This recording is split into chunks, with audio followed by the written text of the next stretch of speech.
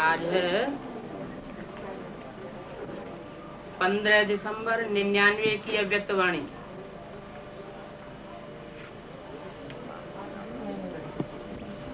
Heading दिया है संकल्प शक्ति के महत्व को जान, इसे बढ़ाओ और संकल्प शक्ति को प्रयोग में लाओ।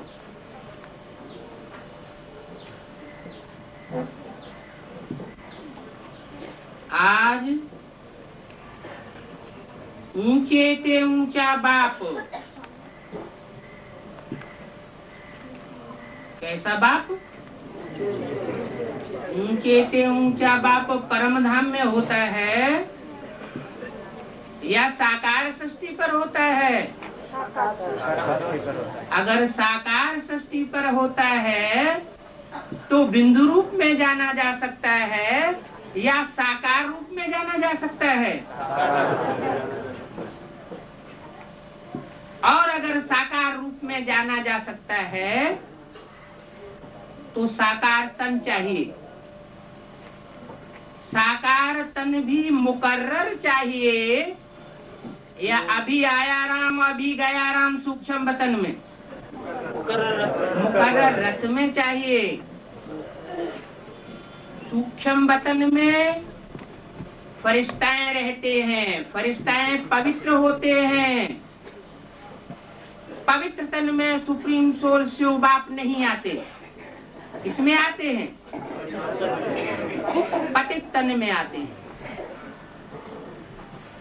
बोला है बड़े ते बड़े कामी कांटे में आकर के उसको बड़े ते बड़ा कमल का फूल कमाल करने वाला बनाता हूँ। कौन? शिव बाप। तो बोला आज ऊंचे ते ऊंचा बाप। आज माना कब? 15 दिसंबर 99 को। 15 दिसंबर 99 को आज ऊंचे से ऊंचा बाप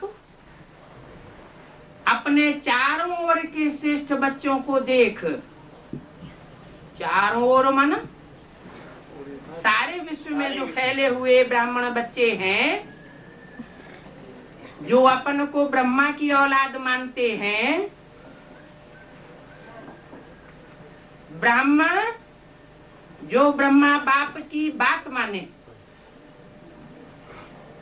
माना ब्रह्मा बाप के मुख से जो भी वर्षंस निकले हैं उनको मानने वाले बच्चे जो चारों ओर विश्व में फैले हुए हैं, उन श्रेष्ठ बच्चों को देख हर्षित हो रही है। कहाँ हर्षित हो रहे हैं?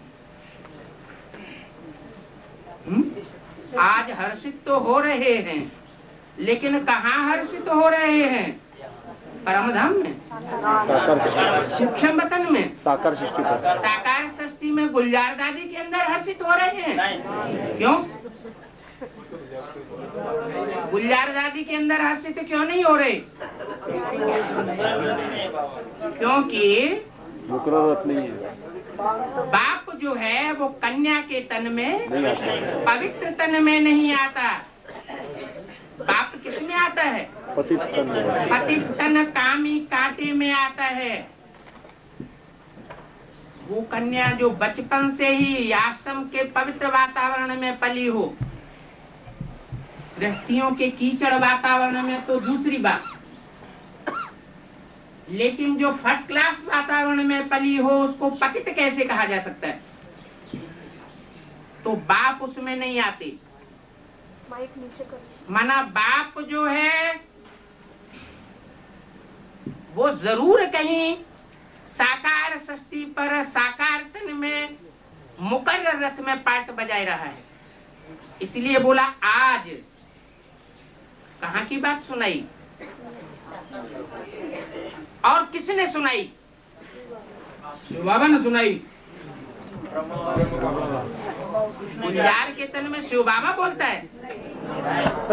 ब्रह्मा की सोल शरीर छोड़ने के बाद 18 जनवरी के बाद जरूर किसी चोले में प्रवेश करती है। जो पहली अव्यक्तवाणी 21 जनवरी की चली थी, उसमें बताया था जिस संदेशी को मुकर्रर करेंगे उसके तन में आवेंगे। तो गुलजार दादी को मुकर्रर किया गया।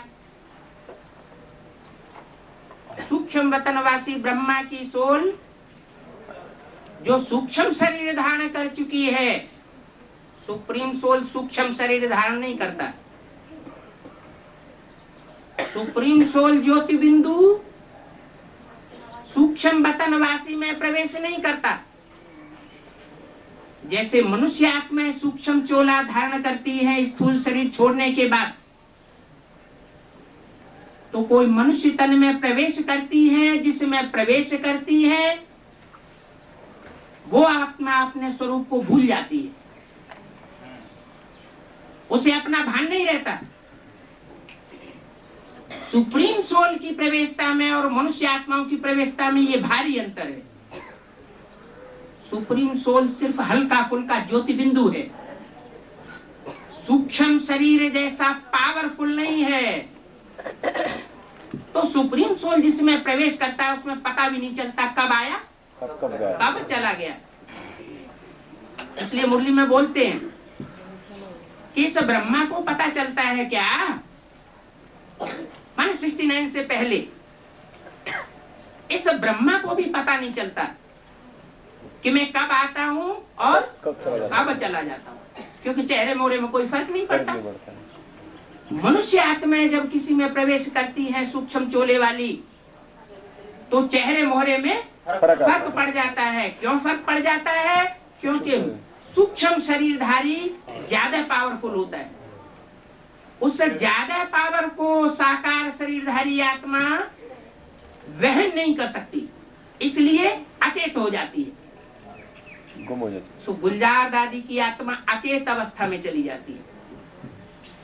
उनको बोली हुई वाणी दोबारा पढ़नी पड़ती है, ब्रह्मा को दोबारा पढ़ने की जरूरत नहीं पड़ती थी। ब्रह्मा की सोल जिस समय वाणी परमात्मा शिव उनके तन से उनके मुख से उच्चारण करते थे, ब्रह्मा की सोल स्वयं भी सुनती थी, क्योंकि ब्रह्मा की सोल चैतन्य अवस्था में रहती थी। सुप्रीम सोल ज्योति बिंदु हल्की फुल्की आत्मा का कोई दबाव नहीं पड़ता था। माना 15 दिसंबर 99 को या उससे पहले जो भी गुलजार के तन से वाणियां चलाई गई हैं, वो ब्रह्मा की सोल बोलती है, सुप्रीम सोल नहीं बोलते। लेकिन कब की बात है? ये कब का दृश्य बताए रहे हैं?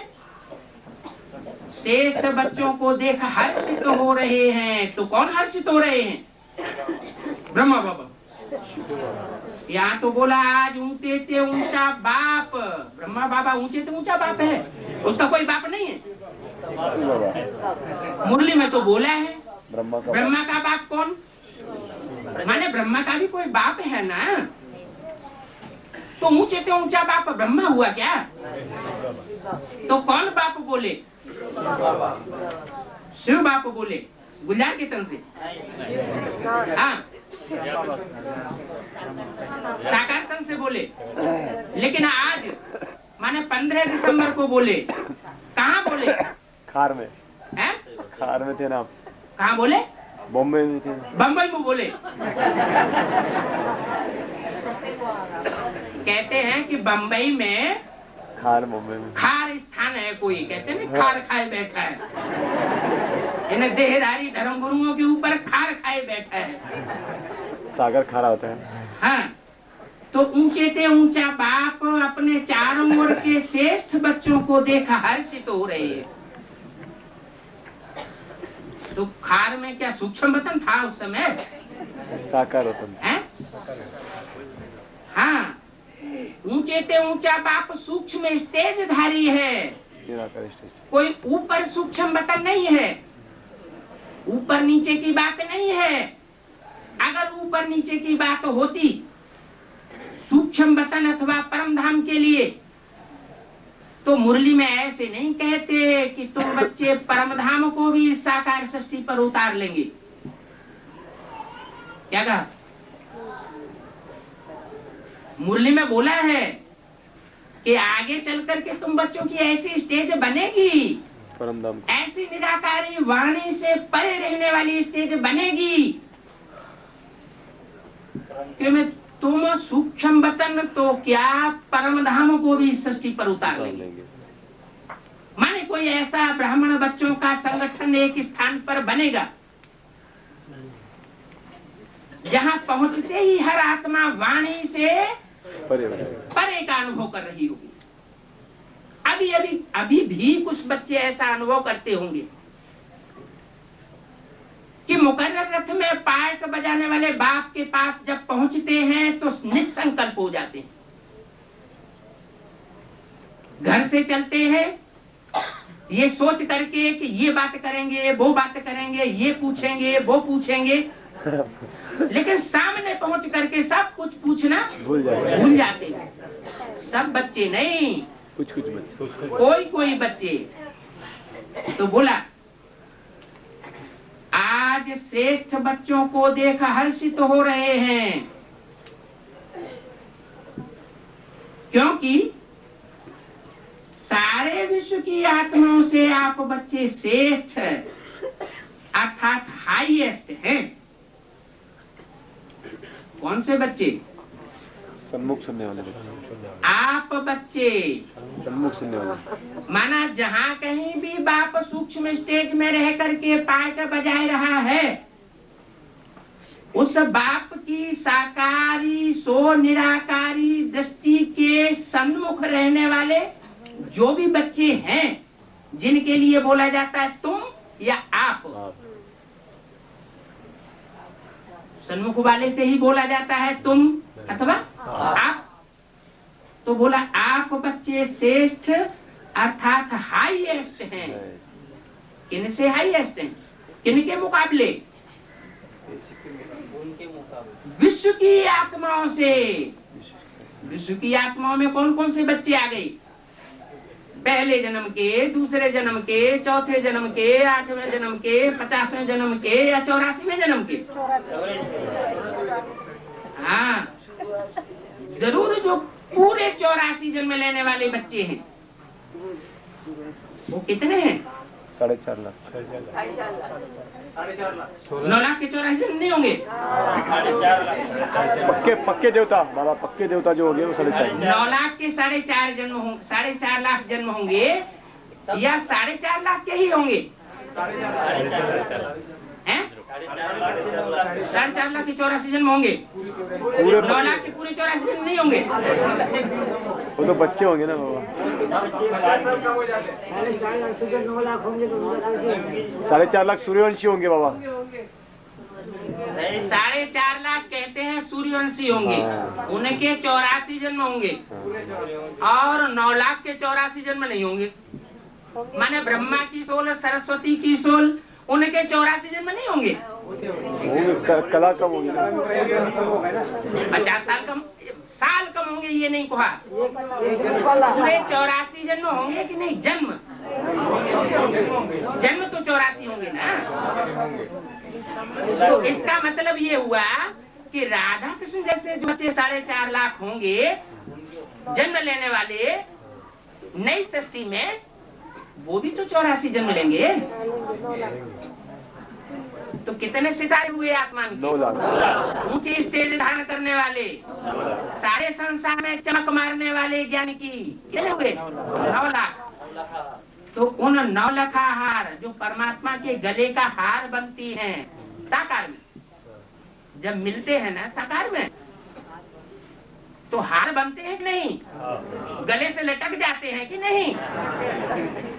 बाप के। तो बोला आप बच्चे सारे विश्व की आत्माओं से श्रेष्ठ अर्थात हाईएस्ट है। सारे विश्व का मतलब ये नहीं कि जब 500-700 करोड़ जनसंख्या दुनिया की होती है तब ही हाईएस्ट है। नहीं, जब दुनिया की जनसंख्या 10 करोड़ होती है द्वापर त्रेता के अंत में, तो उनसे हाईएस्ट नहीं है। अच्छा, उनकी भी बात छोड़ो। सतयुग के अंत में जब 2 करोड़ जनसंख्या होती है मनुष्य आत्माओं की, देव आत्माओं की, तो उनसे भी हाईएस्ट है या नहीं? उनसे भी हाईएस्ट। अच्छा, उनकी भी बात छोड़ो। जो सतयुग के दूसरे, तीसरे, चौथे, 5वें जन्म में जन्म लेते हैं, माना राधा कृष्ण के बच्चे बनते हैं, फिर उनके बच्चे बनते हैं, फिर उनके बच्चे बनते हैं, उनसे हाईएस्ट है या नहीं? उनसे भी हाईएस्ट हैं। तो ऐसे आप श्रेष्ठ अर्थात हाईएस्ट बच्चों से, हाईएस्ट माना तुलना की जाती है, गुड, बेटर और बेस्ट। ये बेस्ट क्वालिटी है। कैसी क्वालिटी है? 83 जन्म लेने वाले बेस्ट क्वालिटी के नहीं है। जो राधा कृष्ण के बच्चे बनेंगे वो दूसरे धर्म में कन्वर्ट होने वाले, मैन्युफैक्चर्ड बाय शिव बाबा। तो सबसे हाईएस्ट क्वालिटी के 9 लाख जो बच्चे हैं वो आप बच्चे श्रेष्ठ ते श्रेष्ठ, और ऊंचे ते ऊंचे, श्रेष्ठ ते श्रेष्ठ पार्ट बजाने वाले पार्टधारी बाप के, हीरो पार्टधारी बाप के बच्चे हैं। हीरो बच्चे। दुनिया वाले कहते हैं हाईएस्ट इन द वर्ल्ड। ये कैसी क्वालिटी हुई आप बच्चों की? Highest quality of the world, दुनिया की सबसे हाईएस्ट क्वालिटी के बच्चे हैं। ये जनरेशन कोई साधारण जनरेशन नहीं है। क्यों? जो सत्युग के दूसरे, तीसरे और बाद वाले जन्मों में जन्म लेंगे वो देवताएं नहीं होंगे क्या? ईश्वरी जन्म है बाबा। हाँ, वो देवताएं तो होंगे, लेकिन डायरेक्ट ईश्वर से पालना लेने वाले नहीं होंगे अंत में। माना जब ज्ञान सूर्य उदय होने की स्टेज पर होता है, उस समय वो 9 लाख सितारे आसमान में चमकते हैं अमृत वेले। बाकी विदेशी और विधर्मी सब सो जाते हैं, सुबह 8-9 बजे तक सोते रहेंगे। अमृत वेले का उनको कोई कदर नहीं। तो दुनिया वाले कहते हैं हाईएस्ट इन दी वर्ल्ड, और वह भी एक जन्म के लिए। क्या?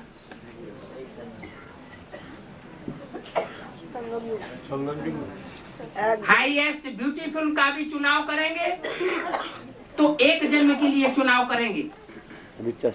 ऐसे नहीं कि हर जन्म जन्मांतर के लिए हाईएस्ट ब्यूटीफुल है कोई। लेकिन यहाँ किसकी बात है? यहाँ एक जन्म की बात नहीं है। कैसे हाईएस्ट? जन्म जन्मांतर के लिए हाईएस्ट हीरो पार्टधारी बच्चों की बात है।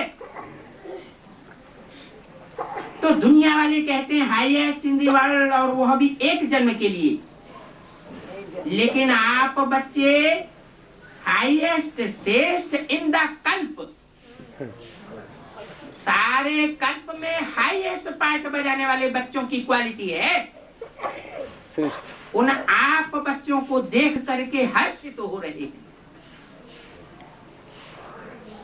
बाप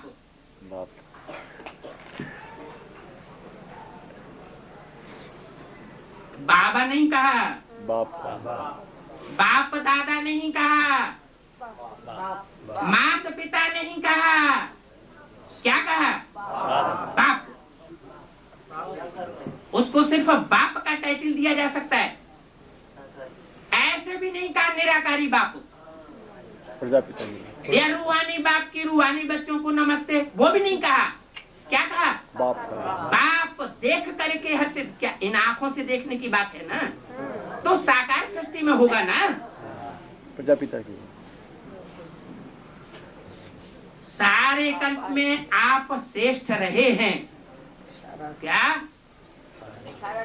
जिस किसी भी जन्म में पाठ बजाया है तो आपने जो हीरो पार्ट धारी ग्रुप का पार्ट बजाया है, ऐसा पार्ट और किसी ने नहीं बजाया। सारे कल्प में आप श्रेष्ठ रहे हैं, पहले जन्म से लेकर के अभी भी अंतिम 84 जन्म में आप श्रेष्ठ पार्ट बजाने वाले हैं। क्या पूरे 84 जन्म में आप श्रेष्ठ हीरो पार्टधारी हैं? ये बात जानते हो ना? वो नशा रहता है कभी कभी कि घड़ी घड़ी रोते रहते हो, कभी गुम हो जाता है।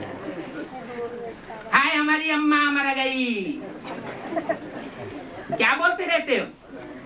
बाप क्या कहते हैं मुरलियों में? अम्मा मरे तो हलवा खाओ, तो हलवा खाओ। ऐसे नहीं कहते बप्पा मरे तो हलवा खाओ। ज्ञान की हलवा खाओ। क्यों नहीं कहते बप्पा मरे तो हलवा खाओ? है? क्योंकि यहाँ ब्राह्मणों में जो अलौकिक दुनिया के ब्राह्मण हैं, उनमें भी जो पारलौकिक स्टेज में रहने वाले बच्चे हैं, अव्यक्त स्टेज में रहने वाले बच्चे हैं, उनको रोने की दरकार है ही नहीं। रोने वाले बच्चों को बाप पसंद नहीं करते हैं। किसको पसंद करते हैं? कोई भी परिस्थिति आ जाए, कैसी भी परिस्थिति आ जाए, हर परिस्थिति में हर्षमुख रहने वाले बच्चों को पसंद करते हैं। ऐसे रूहानी बाप के रूहानी बच्चे आप हो, विश्व में श्रेष्ठ से श्रेष्ठ। दुनिया की कैसी भी कड़ी से कड़ी परिस्थिति आ जाए, विनाश का भयंकर तांडव नृत्य हो जाए, प्रकृति माता का बहुत भयंकर रूप सामने आ जाए, पृथ्वी डोलने लगे, भूकंप बड़े बड़े आने लगे, मकान गिरने लगे, छत टूट करके ऊपर गिरे आके, तो भी आप घबराने वाले, रोने वाले नहीं हो। अगर ऐसे रोने वाले, घबराने वाले और हाथ फैले होने वाले बच्चे होंगे तो विनाश के पीरियड में क्या हो जाएंगे? उनका नाश हो जाएगा, नष्ट हो जाएंगे, पद ही नष्ट हो जाएगा।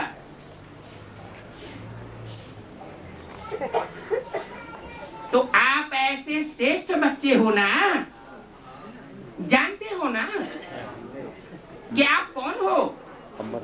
अपना अनादिकाल देखो। ऐसा काल देखो, आप अपना अनादिकाल देखो। अनादिकाल किसका होता है? साकार वालों का या निराकारी आत्मा का? साकार वालों को। अरे साकार तो बनता है और बिगड़ता है।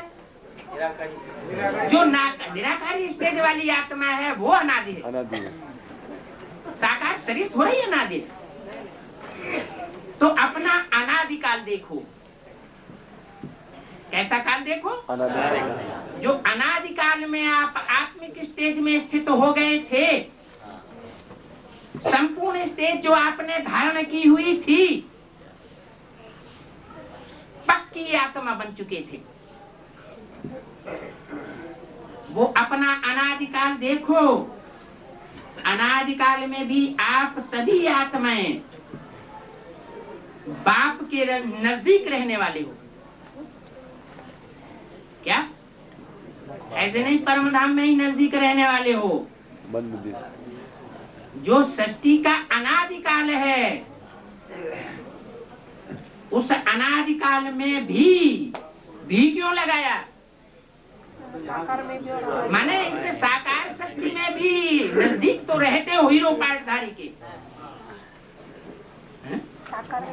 साकार सृष्टि में हीरो पार्टधारी बाप के नजदीक रहते हो। हीरो पार्टधारी सुप्रीम सोल होता है सृष्टि पर क्या? सुप्रीम सोल नहीं होता है, लेकिन सुप्रीम सोल जिस मुकर्रर रथ में प्रवेश करके उसको आप समान बाप समान स्टेजधारी बनाए देता है, वो हीरो पार्टधारी आत्मा तो कोई कोई बच्चे ऐसे जरूर होते हैं जिनके साथ जन्म जन्मांतर पाठ बजाकर नजदीक रहने वाली है। सभी प्रेम। तो अनादिकाल में भी आप सभी आत्माएं बाप के नजदीक रहने वाले हो।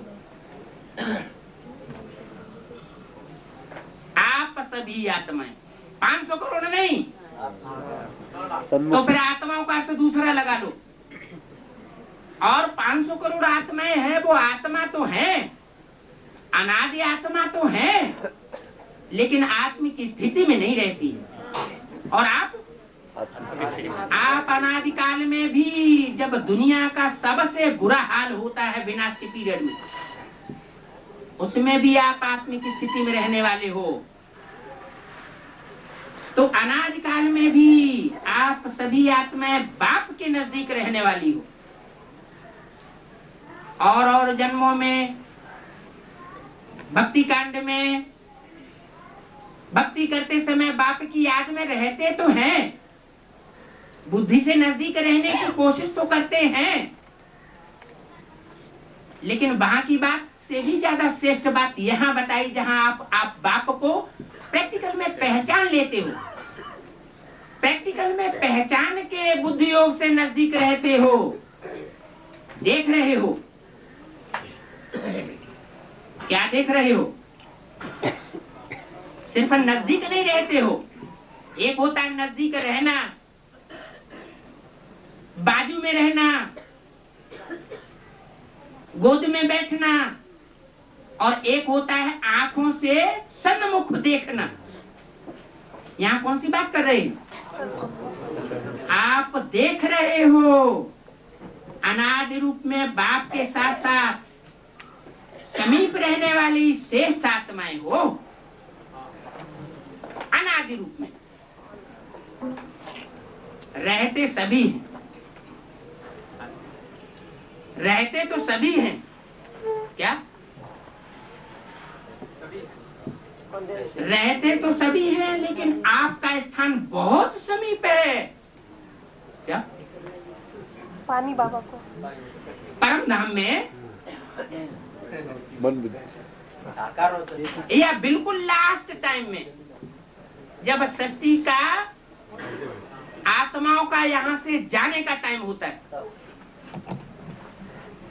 आप श्रेष्ठ आत्माएं बुद्धियोग से जाती है, मन बुद्धि की पूरी पावर से जाती हैं, और कुछ आत्माएं ऐसी हैं क्या माना, कोई कंधे पे चढ़ के बैठेगा, कोई बाह पे चढ़ के बैठेगा, कोई हथेली पे चढ़ के बैठेगा, ऐसे।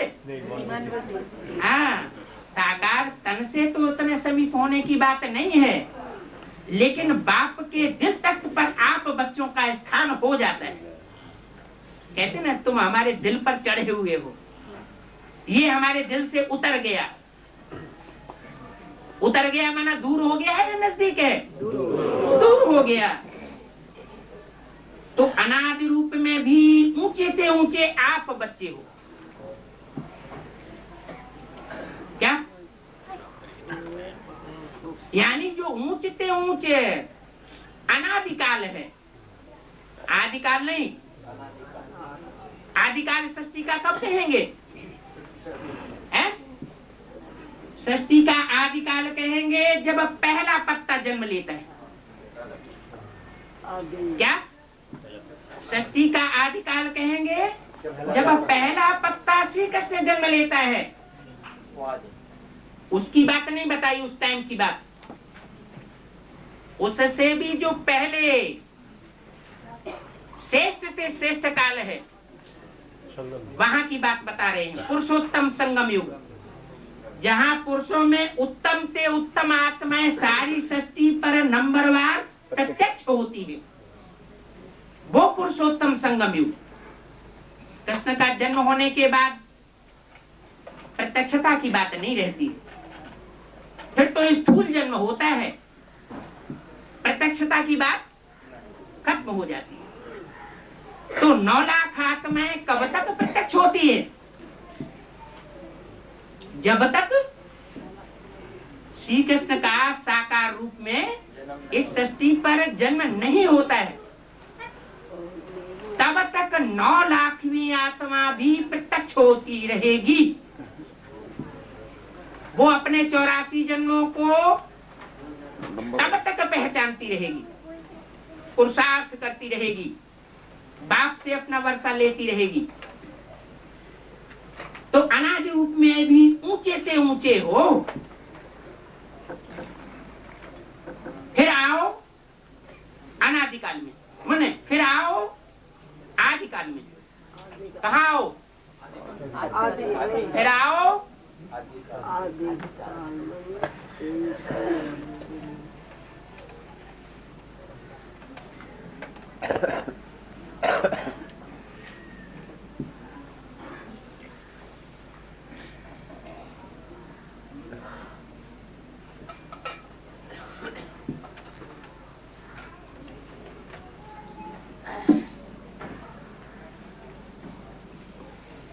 ये तो अनादिकाल की बात की। अनादिकाल समझ लिया। अब आओ आदिकाल में। सभी बच्चे देव पदधारी देवता रूप में हो। क्या आप सभी बच्चे आदिकाल में क्या हो? ब्राह्मण रूप में नहीं रहेंगे। फिर जो भी सृष्टि पर साकार रूप में होंगे वो किस रूप में होंगे? देवता रूप में होंगे। कब की बात बताई? आदिकाल माने कब? कृष्ण का साकार रूप में जन्म होने के बाद इस सृष्टि पर जो भी जन्म देने वाले साकार रूपधारी होंगे या जन्म लेने वाले राधा कृष्ण के बच्चों के रूप में साकारी जन्म लेने वाले होंगे, वो सारे ही बच्चों की बात बताई। देवता कैसे होंगे? देवता देवता पदधारी रूपों में प्रत्यक्ष होंगे इस सृष्टि पर। तो देव पदधारी देवता रूप में हो। याद है अपना दैवी स्वरूप? वो दैवी स्वरूप याद आता है? याद आता है? क्यों आपको याद आता है? और राधा कृष्ण जैसी जो आत्माएं हैं जिन्होंने अपना शरीर छोड़ दिया, ब्रह्मा, सरस्वती, भाऊ, चंद्रमणि दादी, मनमोहिनी दीदी, उनको याद नहीं आता है। आपको याद आता है? आपको याद आता है, उनको नहीं याद आता है क्या? आता है कि नहीं आता है? आता है। उनको भी याद आता है। उनको कैसे याद आता है? वो तो शरीर छोड़ गई। प्रवेश करते हैं। हाँ, प्रवेश करते हैं। वो आत्माएं भी इस समय हम बच्चों में प्रवेश करते हैं। प्रवेश करके पाठ बजाए रही है। तो जो प्रवेश करने वाली सूक्ष्म शरीरधारी आत्माएं एडवांस पार्टी के बच्चों में प्रवेश कर रही है, वो भी साकार तन में प्रवेश करके पाठ बजा रही है ना। तो बोला याद है अपना दैवी स्वरूप? क्या अपना दैवी स्वरूप? क्यों हंस रहे? हंसने की क्या बात है? अरे हम बच्चों में से कोई बच्चे ऐसे भी तो होंगे जिनके लिए बाबा ने मुरली में बोला है, अगर भक्ति मार्ग के संस्कार अंत में रह जाएंगे तो शरीर छोड़ना पड़ेगा। तो अगर शरीर छोड़ना पड़ेगा एडवांस पार्टी के बच्चों को भी, तो बच्चे का रूप होगा कि नहीं? हाँ, तो उनको तो याद नहीं होगा। तो पूछा याद है अपना दैवी स्वरूप? वो दैवी स्वरूप छोटे बच्चे का होगा या बड़े बच्चे का होगा? आपका है? ये बड़ा बड़ा सब बोलते हैं। बड़े बप्पा के बच्चे। बड़ा बनने में तकलीफें कितनी होती है सो नहीं जानते हैं? अरे बड़ा बच्चे का रूप होगा या छोटे बच्चे का रूप होगा? ये भाई लोग बहुत बड़ा बड़ा बोल रहे हैं। भक्ति के संस्कार नहीं है ना? हैं? भाई लोगों में भक्ति के संस्कार नहीं है, इसलिए भक्ति के संस्कार नहीं है। माताओं में ज्यादा रहता है। माताओं के भक्ति के संस्कार ज्यादा है। माने माताएं जो है वो सब शरीर छोड़ देंगी हैं? नहीं, माताएं कोई माताएं कोई शरीर छोड़ देंगी। आप जिनमें भक्ति के संस्कार आप शरीर नहीं छोड़ेंगी। खड़े तो हो जाओ थोड़ी। अरे देखो भाई महारथी बोल रहा है, सब सभा के अंदर बोल रहा खड़े हो जाओ। अरे परिवार है, कोई बात नहीं। तो वो माता जी बोल रही है कि मैं शरीर छोड़ने वालों में से नहीं हूँ। देखो इधर देख लो, प्रतिष्ठा हो गई आपकी, पक्का कर लेना। नहीं रख रहे ना, नहीं रखने। ये माला वाला, ये गले में जो माला वाला है, भक्ति का नहीं है। ये भक्ति का संस्कार नहीं है। ये कानों में बूंदे बूंदे, ये माथे पे बिंदी बिंदी, नहीं माना वो उपवास रखना भक्ति वो तो उपवास रखने के लिए है। उपवास रखना और उपवास रखना और माला फेरना भक्ति के संस्कार है। हाँ, उपवास रखना, माला फेरना ये भक्ति के संस्कार है। माला गले में लटकाना ये भक्ति के संस्कार शरीर तो छोड़ना होगा, भक्ति है। शरीर तो छोड़ना होगा ना, भक्ति का संस्कार। बाबा जीते जी मरना है उनको। बाप ने, हाँ खड़े होके बोलो, खड़े होके, नहीं तो खड़े होके बोलोगे नहीं तो ये सब लोग बोलेंगे। इनमें से कोई शरीर छोड़ने वाला नहीं। अच्छा तो आप भी बिंदी लगाओ, माला धारण करो। हैं? क्यों छोड़ेंगे? और ये जो भाई बहन है इनमें कोई नहीं छोड़ेगा। नहीं छोड़ेगा? अच्छा आप सिर्फ माला धारण करना शुरू कर दो। बाबा ने बोला है अंत तक अगर कोई भी निशानी रह जाएगी, स्थूल रूप में हो या सूक्ष्म संस्कार स्वभाव के रूप में हो, कोई भी निशानी अगर भक्ति मार्ग की रह जाएगी तो शरीर छोड़ना पड़ेगा। लेकिन अभी तो ये सब पक्के हो गए हैं। पक्के हो गए हैं, लोक लाज की परवाह नहीं करते। तो ये भी नहीं रख रहे है क्या बाबा? भगवान के पक्के बच्चे हो चुके हैं, क्योंकि मीरा वो लोक लाज की उसने कोई परवाह नहीं की। जो भस्म होने वाली दुनिया है उसकी लोक लाज की परवाह क्यों रखें? जो आने वाली नई दुनिया बाप की बनाई हुई है उसकी लोक लाज की परवाह रखनी है, या जो भस्म होने वाली दुनिया है उसकी परवाह करनी है? आने वाली दुनिया की लोक लाज रखनी है। हाँ? माताओं को तो ये पहनना ही पड़ता है ना। थोड़ा थोड़ा हाँ, हाथ लगा बोलिए। कहते हैं युगल है साथ में तो ये रखना ही पड़ता है। आपका नाम पुष्पा माता? पुष्पा माता बम्बई नहीं अहमदनगर की कहती है कि ये तो माताओं को तो पहनना पड़ता है ना। युगल है साथ में तो पड़ता है माने मजबूरी है। लौकिक वाले निकल है सर्वशक्तिवान बाप की औलाद, लेकिन जो रावण की चलाई हुई भक्ति है उस भक्ति के संस्कारों को मानने के लिए मजबूरी है। मजबूरी है लौकिक में तोड़ निभाने के लिए। लौकिक में तोड़ निभाने के लिए ये मजबूरी है श्रीमत के बरखिलाफ चलने की, कि माला भी पहननी है, सोने के जेवर भी पहनने हैं, क्योंकि समाज में रहना है ना, भस्म होने वाले समाज में रहना है। बाबा ने बोला है दोनों तरफ तोड़ निभानी है। हाँ, बाबा ने बोला दोनों तरफ तोड़ निभानी है, और उसका यही तरीका है कि श्रीमत के बरखिलाफ जो भी बातें हैं उन सब को पालन करना है। ठीक है, आज से नहीं, आज से निकाल देंगे, हैं? आज से निकाल देंगे बाबा। तुम कह रहे हो, तुम्हारी बात को मानना जरूरी है क्या? कौन हो? तुम्हारा पुष्पा माता के ऊपर क्या अधिकार? तुम क्यों कह रहे हो? गुरुवन के बेटे हो क्या? आपकी श्रीमत के अनुसार चलना है ना? हैं? आपकी श्रीमत के अनुसार ही तो चलना है। आपको चलना है, आप चलिए, दूसरे के ऊपर क्यों वो हमारी बहन है। अच्छा, तो बाबा ने बोला या अव्यक्त बाप दादा ने बोला? बाबा ने बोला। अव्यक्त बाप दादा ने बोला याद है अपना दैवी स्वरूप। अव्यक्त बाप दादा ने बोला कि बाप ने बोला कि बाबा ने बोला? याद है अपना दैवी स्वरूप है। देव आत्माएं, उनको जो प्राप्ति होनी चाहिए वो सब प्रकार की सृष्टि की प्राप्ति, सब प्रकार के प्रकृति के सुख, कमजोरी अनुभव नहीं होगी। कोई भी विकृति, कोई भी बीमारी शरीर में नहीं होगी। और मन में जो अभी संकल्प आते हैं, कैसे कैसे संकल्प आते हैं?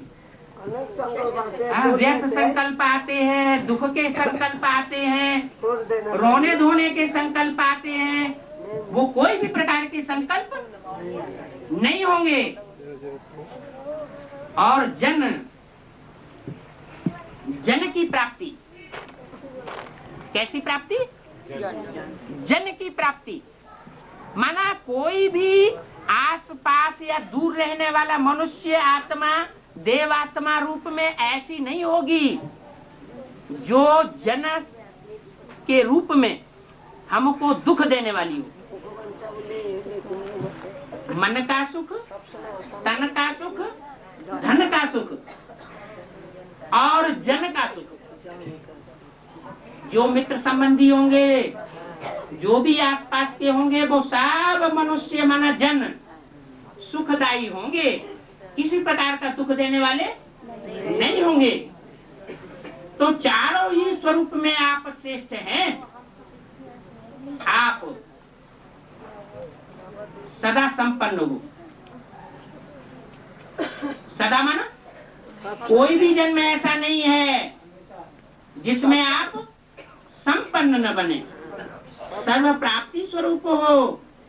ऐसा देव पद और किन्हीं भी आत्माओं को प्राप्त नहीं होता है।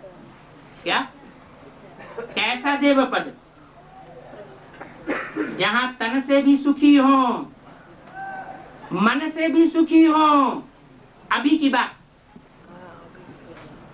आदिकाल अनादिकाल में से कौन से काल की बात बताई? अनादिकाल की बात अभी की बताई कि तन से भी सुखी, मन से भी कोई ऐसा दुष्ट संकल्प ना आए जो दुख देने वाला हो। धन से भी सुखी, क्या? धन की भी किसी प्रकार की कमी महसूस ना हो। जो कार्य जब करना हो तब वो धन स्वतः ही कहीं न कहीं से मिले। ये डर न हो कि कंपनी फेल हो जाएगी तो हम क्या करेंगे, हमारा सारा पैसा कंपनी में है, बैंक में है। ये भी तो डर हुआ ना, ये मन का दुख हो गया ना। तो ये भी दुख न हो, कुछ भी हो जाए लेकिन हमको धन की कमी महसूस नहीं होगी। शिव का भंडारा भरपूर, काल कंटक दूर। तो ऐसा देव पद और किन्हीं भी आत्माओं को प्राप्त नहीं होता है। क्या कहा? आपको प्राप्त होता है और किन्हीं भी आत्माओं को प्राप्त नहीं होता। कैसा देव पद? चारों प्रकार का सुख हो। वो भी बात देवताई जन्म लेने के बाद की बात नहीं बताई। कब की बात बताई? अभी वर्तमान पुरुषोत्तम संगम युग की बात बताई कि आप बच्चों की अभी भी ऐसी स्टेज होनी चाहिए और होगी कि न तन का दुख होगा, न धन का दुख होगा, न मन का कोई प्रकार का दुख होगा, और अभी भी ऐसी स्टेज अनुभव करते होंगे, और जन का भी कोई दुख नहीं हो। जन माना जो भी हमारे मित्र संबंधी हैं, वो कोई भी हमको दुख न दे सके। हमें बाबा ने क्या डायरेक्शन दिया? न दुख देना है और न लेना है। तो एक बात में तो बहुत बच्चे पास हो जाते हैं। इस बात में न देना है कि भाई किसी को हम दुख नहीं देते, लेकिन दुख नहीं देते हो, लेकिन कोई आत्मा से तुमको महसूस होता है कि हमको दुख दे रही है। अगर दुख महसूस होता है तो आधा डायरेक्शन, आधा श्रीमत मानते हो और आधी श्रीमत नहीं मानते। बाबा ने क्या बोला? जो विधर्मी आत्माएं होंगी वो आधी श्रीमत मानेगी और आधी श्रीमत नहीं मानेगी। तो अपने को देखना, हम ऐसे लोग तो नहीं है। नहीं, अब की बात सभा के बीच में बैठ करके ध्यान से बोला करिए क्या कि हम ऐसी आत्मा नहीं है कि हम किसी से दुख लेवे। क्या? हम कोई से दुख लेने वाले नहीं हैं। कोई भी मनुष्य आत्मा मित्र संबंधी हमको दुख दे नहीं सकता। तन का भी नहीं दे सकता, मन का भी दुख नहीं दे सकता, धन का भी नहीं दे सकता, और जन का भी दुख हमको नहीं दे सकता। ऐसा देव पद और कोई भी आत्माओं को प्राप्त नहीं होता है। ये सिर्फ आप बच्चों को, आप बच्चे, ये कौन से बच्चों से बोला? सन्मुख बैठने वाले बच्चों से। अच्छा, फिर तो माउंट आबू में वाणी चल रही थी, उस समय जो भी सन्मुख बैठे थे उनकी ये अवस्था बन चुकी होगी, है? नहीं, ये कैसे? उनकी क्यों नहीं बन चुकी होगी? हाँ, यहाँ जो बात बोलने वाला है, आप कह के जो बोल रहा है, वो कौन बोल रहा है? ब्रह्मा बाप बोल रहा है। अरे ब्रह्मा बाप तो सूक्ष्म वतन का समाचार सुना रहे हैं गुलजार दादी के तरफ से। ब्रह्मा बाप बच्चों से आप कह के बात नहीं कर रहे हैं, शिव बाबा बात कर रहे हैं। क्या? शिव बाबा। लेकिन शिव बाबा जो है वो बाप के रूप में है, बाबा नहीं कहेंगे। क्यों नहीं कहेंगे? क्योंकि शिव बाबा जो है वो कभी मनन चिंतन मंथन वाली सूक्ष्म स्टेज में नहीं रहता है। उसको मनन चिंतन मंथन करने की दरकार है ही नहीं। किसको दरकार है? साकार रूपधारी जो प्रजापिता है, सारी सृष्टि का बाप, हीरो पाठधारी, वो मनन चिंतन करता है। उस बाप के थ्रू सुप्रीम सोल बाप ये सारी बातें कहलवा रहे हैं। क्या बात कह रहे हैं? कि ऐसा देव पद आप बच्चों के सिवाय और कोई भी आत्माओं को प्राप्त नहीं होता है। तो माउंट आबू में जो सामने बच्चे बैठे हैं वो सभी हो गए ना? सभी नहीं हो गए? है? हाँ, लॉटरी तो बहुत बड़ी हो गई।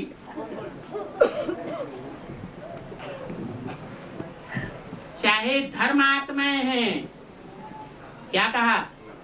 धर्मात्मा। धर्मात्माएं, धर्मात्माएं, धर्म की आत्माएं, माना धारणा करने वाली आत्माएं। जीवन उनका कैसा है?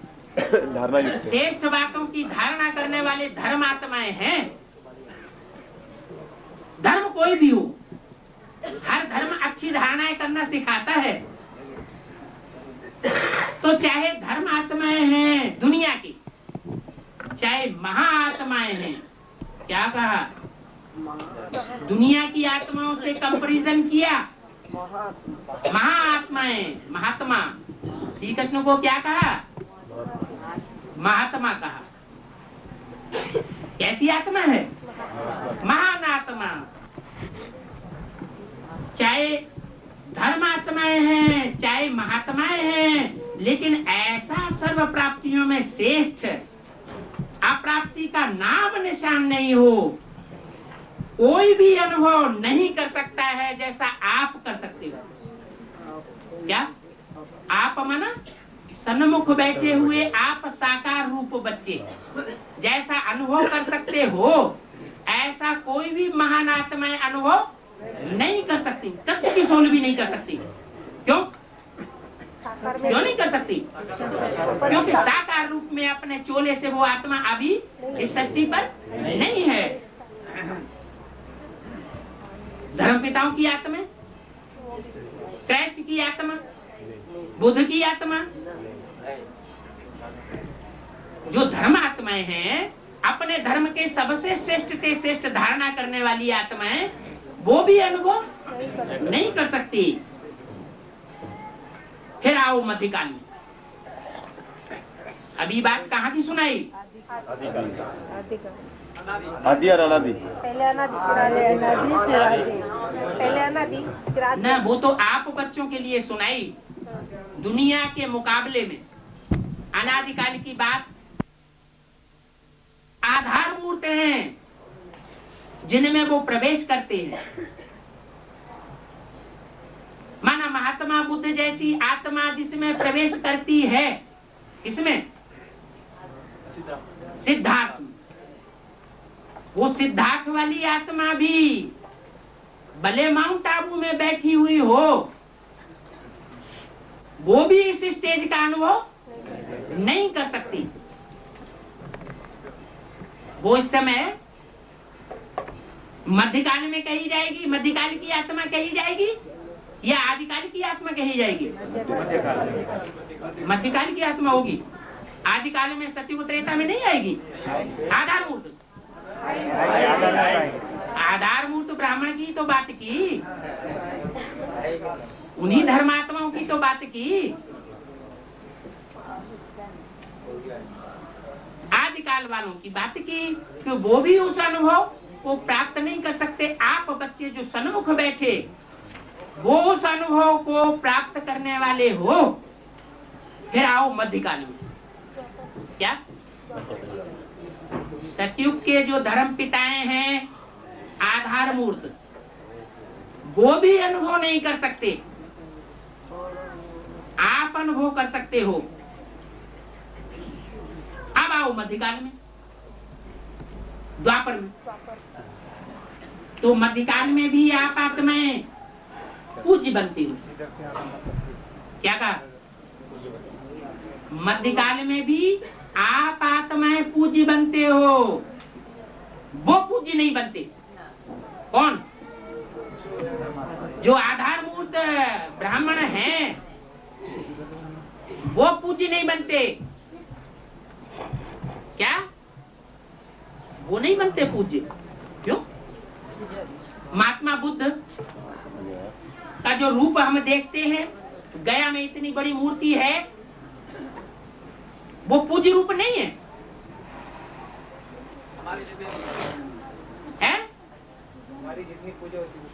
हाँ, मंदिर बनाकर देवता के रूप में उनकी पूजा नहीं होती। मध्यकाल में भी आप आत्माएं पूज्य बनते हो, वो पूज्य नहीं बनते।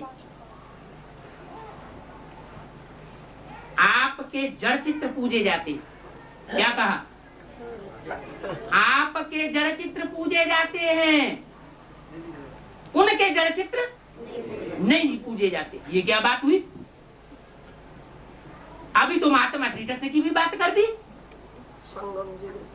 कि महात्मा श्री कृष्ण की जो सोल है वो भी उस स्टेज का अनुभव नहीं कर सकती। आप करते हो। तो कृष्ण की पूजा नहीं होती क्या? होती तो है, लेकिन संगम युग में साकार चोले से, अपने साकार चोले से जो पार्ट बजाया है ब्रह्मा के रूप में, उसकी पूजा नहीं होती है। लेकिन आपकी पूजा होती है। माना वही कृष्ण महात्मा की सोल तुम बच्चों में प्रवेश करती है साकार रूप में, लेकिन तन किसका होता है? तन तो आपका साकार में होता है। तो जो तन है वो भी तो जड़ है ना। तन क्या है? जड़ है। उसकी यादगार मूर्ति पत्थर की, सोने की, चांदी की, तांबे की कहाँ बनती है? मध्यकाल में। हम तो उससे भी बड़े हो गए। हैं? उससे भी बड़े हो गए। कृष्ण से बड़े हो गए? किससे? हाँ, आप तो चाचा ताऊ हो गए हैं? क्योंकि चाचा और ताऊ बड़ा कहा जाता है या छोटा? हैं? क्योंकि आप तो जन्म देने वाले हो गए ना, जन्म लेने वाले नहीं हैं। जन्म देने वाला रचयिता कहा जाता है और जन्म लेने वाली रचना कही जाती है। रचयिता हमेशा उच्च पद वाला होता है, पावरफुल होता है, और रचना उतनी पावरफुल नहीं होती है। तो बोला आपके जड़ चित्र पूजे जाते हैं। क्या? उन धर्म पिताओं के जो जड़ चित्र हैं उनकी पूजा नहीं होती है। पूजा माना फूल पत्र चढ़ाना, उनके मूर्ति के सामने बैठ के कीर्तन करना, ये सब पूजा उन धर्म पिताओं के जड़ रूप की नहीं होती है। माना जो ऊपर से आने वाले धर्म पिता हैं, इब्राहिम, बुद्ध, क्राइस्ट, वो जिन शरीर में प्रवेश करते हैं वो आधार मूर्त ब्राह्मण तो हमारे ब्राह्मणों की दुनिया में हैं, लेकिन उनके जड़ रूप की पूजा नहीं होती है। लेकिन आपके जड़ रूप की भी पूजा होती है। जड़ रूप शरीर और चैतन्य रूप बिंदु आत्मा, जिसकी यादगार है शालिग्राम।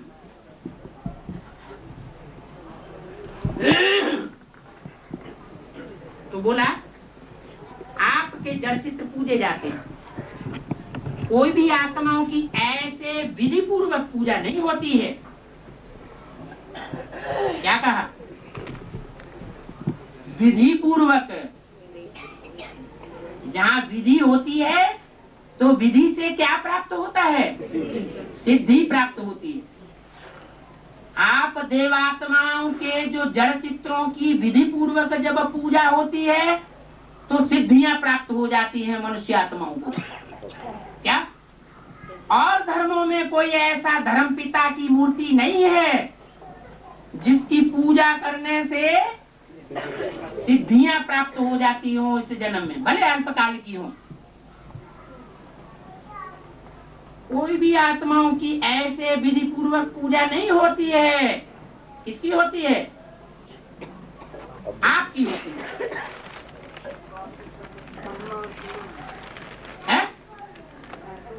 ब्रह्मा का जड़ चित्र है। ब्रह्मा के जड़ चित्र की पूजा नहीं होती है ऐसे विधि पूर्वक, आपकी होती है। ब्रह्मा के भी जड़ चित्र की पूजा तब होती है जब ब्रह्मा की सोल कोई बड़ी अम्मा में प्रवेश कर जाए। जगदम्बा के रूप की पूजा होती है। लेकिन दादा लेखराज ब्रह्मा का जो चेहरा मोहरा है, जो चित्र रखने के लिए बाबा ने इनकार कर दिया कि उनका चित्र भी रखने की दरकार नहीं है, उसकी पूजा नहीं होती। ओम शांति।